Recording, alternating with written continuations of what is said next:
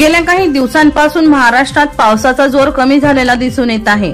यामुळे महाराष्ट्रात शेतकरी राजा चिंतेत असल्याचे चित्र निर्माण झाले आहे। सुरुवातीच्या काळात मान्सूनची वाटचाल अधिक तीव्र होती, पण आता मान्सूनची वाटचाल कमालीची रखडली असून याचा परिणाम म्हणून महाराष्ट्रातील अनेक भागांमध्ये पावसाची उघडीप पाहायला मिळत आहे।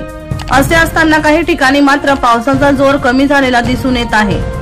ज्या शेतकरी बांधवांनी पेरणी योग्य पाऊस झालेला नसतानाही पेरणीचा निर्णय घेतला होता, त्यांचा जीव आता टांगणीला लागला आहे। अशातच एक मोठी बातमी समोर आली आहे। महाराष्ट्रात आजपासून काही जिल्ह्यांमध्ये पुन्हा एकदा पावसाचा जोर वाढण्याची शक्यता हवामान तज्ञ पंजाबराव डक यांनी वर्तवली आहे। तर काही जिल्ह्यांमध्ये तुरळक ठिकाणी वादळी पावसाची शक्यता आहे। काल राज्यातील कोकण, मध्य महाराष्ट्र, विदर्भ आणि मराठवाड्यातील काही जिल्ह्यांमध्ये हलका ते मध्यम स्वरूपाचा पाऊस झाला आहे। आतापर्यंत एकदा का होईना राज्यातील जवळपास सर्वच विभागात मुसळधार पाऊस झाला आहे, पण विदर्भ याला अपवाद आहे। विदर्भात अजूनही दमदार पाऊस झालेला नाही, म्हणून त्या ठिकाणी शेतकऱ्यांच्या पेरण्या बाकी आहेत। दीपक राठोड यांचा रिपोर्ट DR न्यूज जळगाव।